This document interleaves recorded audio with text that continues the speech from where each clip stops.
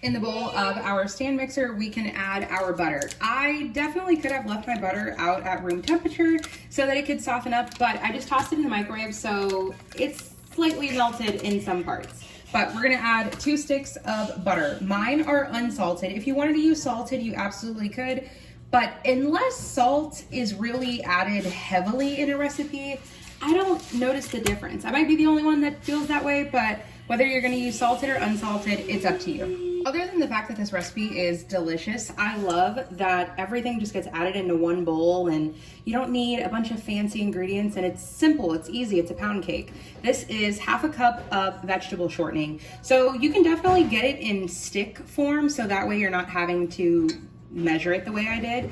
But getting the big tub of, or is it a tub? Yeah, getting like that big tub of Crisco or any type of shortening is so much cheaper. And in this economy, I know we are all trying to save a penny, so get the bucket. Next comes our sugar. Now, remember, this is gonna seem like a lot of sugar, and it is a lot of sugar, but it's a lot of sugar for a couple reasons. Traditionally, a pound cake is a pound of everything. A pound of flour, a pound of butter, a pound of sugar, a pound of eggs. This is a lot, but it's a really big pound cake. And I mean, pound cakes aren't meant to keep you thin. So we are adding 2 3/4 cup of sugar. Mine has a little lump here, but it's okay because everything is going to cream together and be beautiful. To that, I'm gonna add a tiny pinch of salt. As I said, whether you use salted or unsalted butter, if you're gonna use salted, then don't add the salt in this step, but add it if you want. I feel like it just mentally tricks my brain into being like, ooh, it's extra good because of the salt. It really doesn't matter. It's not that serious. To make sure everything rises nicely, we're gonna add a teaspoon of baking powder. So because this is a vanilla pound cake, we're gonna add 2 teaspoons of vanilla.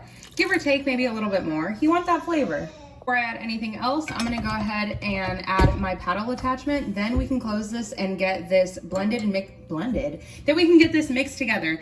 Only because my sugar is a bit chunky, as you guys saw. I just wanna make sure our cake itself doesn't have any sugar lumps. So if we mix it beforehand, then it ensures everything's gonna be good. Step is adding your eggs. Now, I like to, you can't see that. I like to crack mine in a separate container so that way if I get any shell in here, all I have to do is fish it out from here rather than having to fish it out from here where everything is primarily white and I might not be able to tell if I have a shell in there. So we're gonna add our eggs. No need to add them one at a time. I just like to pour them all in. Now I know what you're thinking, 5 eggs, damn, that's a lot of eggs. It absolutely is, but this is a recipe that has a ton of soul and love, and it's a Southern style pound cake. I mean, this is my Nana's recipe, and if my Nana says 5 eggs, best believe I'm putting in 5 eggs. Before I add anything else, I'm just gonna give the eggs a little mix up. You do wanna go ahead and scrape on the sides just to make sure that everything's incorporated so that way you don't have any lumps or clumps of anything underneath. Once you mix it around, give it another mix just to make sure everything is incorporated. We have that nice pale yellow color. Oh, that looks so good. It looks like cake already. Second to last ingredient is our flour. We're gonna add 3 cups of flour, as I've shown you guys plenty of times, but I'm gonna continue to, I'm gonna continuously keep showing you guys because this might be your first video you're watching from me and you might not know this. So when you are adding your flour, you do not want to scoop in and compact everything. You're gonna get so much more flour than you actually need. So what I like to go ahead and do is just pick it up and just like lightly dust it. Some people will tell you to do it with a spoon and that's great, but let's be honest, we don't all have the time for that. So like I said, this recipe isn't fancy or crazy. We're gonna add all the flour in at once, but we're gonna continuously do this fluffing motion. Like I said, this is a labor of love here. And also, yeah, I'm using my mixer, but you can do this by hand. I'm just choosing to not do it by hand because I don't have a mixing bowl big enough to make this, at least the full size of this recipe, other than my mixing bowl. So this is what we're going with. And I mean, it makes it easier for me. We can go ahead and bring this down. Now we're going to mix it. But while it is mixing in this cup, I keep having to move things around. We're trying to figure out this whole filming situation. This is only my second video I've ever filmed in our new house in Korea. So yeah, those of you guys that don't know, we live in South Korea, and it's been crazy and we love it. So I have 1 cup of milk here. This is just from the refrigerator, so it's cold. Whether it's warm, room temp, it doesn't matter. I know someone will ask, can you use almond milk? I do not want to say yes, and I don't want to say no. I would say give it a try. Worst case, it just doesn't turn out. Yeah, I don't want to tell you it works and then it doesn't. But we're gonna let this mix. Oh, okay. Oh, okay. Oh my God. Okay. Oh my God. Make sure you pour in your milk. Oh my God. I was not expecting. After I cleaned up my workstation, I was not expecting that to happen. I was gonna pour my liquid in like slowly because that's typically what I do. Yeah, okay, that backfired a little bit, but there you go. Okay, it's nicely mixed. Once again, I'm going to stop it, and then we're going to incorporate everything by hand.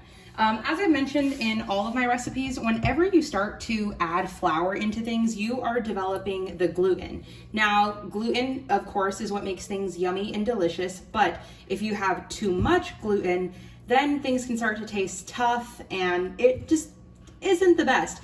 It's still gonna taste good, but texture-wise, it might be a bit denser, not as fluffy, and not as delicious as you were hoping. I wanna make sure not to overmix.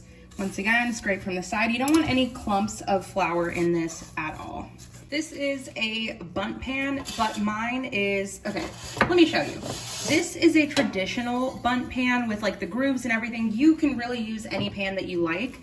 I just think that this size is gonna be perfect for what I need. So you guys aren't here for my parchment cutting skills, but clearly they're not the best, but I mean, it's hard. It's like going slightly outward, so it is what it is. But we're gonna spray it with some, this is just my own little, this thing is wonderful. This is not sponsored. I just got this on Amazon. It's a refillable sprayer, so that way you don't have to keep buying those cans of aerosol. All you do is just fill it with whatever oil you would like to use, and you can use it for baking, cooking, or whatever. It's perfect. I just definitely want to make sure, because there's not going to be a glaze on this. You can choose to do a glaze. I'm just choosing not to. I really want to make sure it comes out relatively perfectly, so then that way I don't have to worry about trying to cover it up with icing. I want to put it on a baking pan. I always do this for a couple reasons. One, it's a lot easier to take this out of the oven than it is doing this, and if it rises too much, I don't want to indent the cake. I don't want to, you know, it's just easier if you bake on here. And in case this happens to bubble over and just spill and make a mess, you only have to clean the sheet pan, which is a lot easier to put in the sink rather than having to get on your hands and knees and clean the stove. So I guess technically it would be your oven. Okay, I do think we're gonna have a bit more batter than I need, but I don't wanna use, we're gonna figure it out. So I'm just gonna start pouring it in here. It's kind of hard to show the way I'm pouring it in. Not that it truly matters necessarily. Okay, we're starting to get a little bit bunchy here underneath, but it's okay. It's gonna flatten out. This is, like I said, a lot of batter, but it's perfect. This is gonna be good for any party. And the thing that I love about it too is it's pretty versatile. So if you wanted to add another type of extract, so let's say you wanted to add some lemon zest, some lemon juice, and some lemon extract, you absolutely could. And there you go, you would have a lemon, put some zest on top, delicious. Okay, I think this is pretty perfect. We're gonna smooth it out and then we'll come back. All right, we got that one smoothed out, but you don't wanna fill it up all the way because of course this is gonna rise, but I actually have enough batter for a second one. As I said, this is a smaller one. This is about 4 inches in height. If you have something a bit bigger, this is a 6-cup one, so I think the other one is possibly an 8-cup, but we're gonna make a small little one here. Ooh, Brad's gonna be so excited for this. And for those of you guys that don't know, a pound cake is essentially a cake that is eaten without frosting. Like I said, you could put a glaze on it, but it's just, oh, I almost don't even really know how to describe a pound cake other than it's just a delicious, moist, fluffy cake. To me, it's sweet enough to be a dessert, but it's not too sweet that you can't have it with coffee in the morning. I know those of you guys that have had pound cake know what I'm talking about. I want to compare it to an angel food cake, other than the fact that it's not as light and fluffy as an angel food cake, but it's soft enough. Does that make sense? Okay, I'm just gonna go ahead and beat this one around. This one, of course, isn't gonna be as big as the other one, but it's gonna be so good. Oh my God, I'm so excited. Okay, we're gonna go ahead and put these in the oven at 350 degrees for 1 hour. Now, this is definitely gonna be done before the hour because it's smaller and it's not filled as much. This one's gonna take the full hour, but we will come back. Of course, in Amber-like fashion, I lost the clip of what it looked like when it came out, but that's what it looked like when it was done. This is what it looks like with powdered sugar, and this is what it looks like when you cut into it. So delicious.